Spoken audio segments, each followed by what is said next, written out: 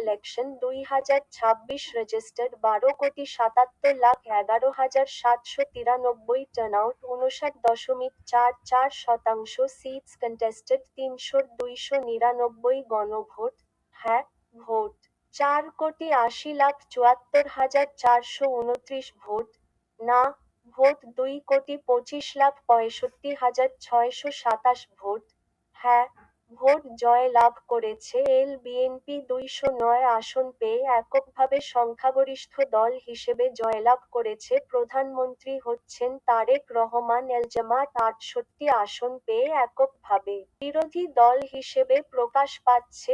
NCP 6 আসনে জয়ী, অন্যান্য দল 14 আসনে জয়ী।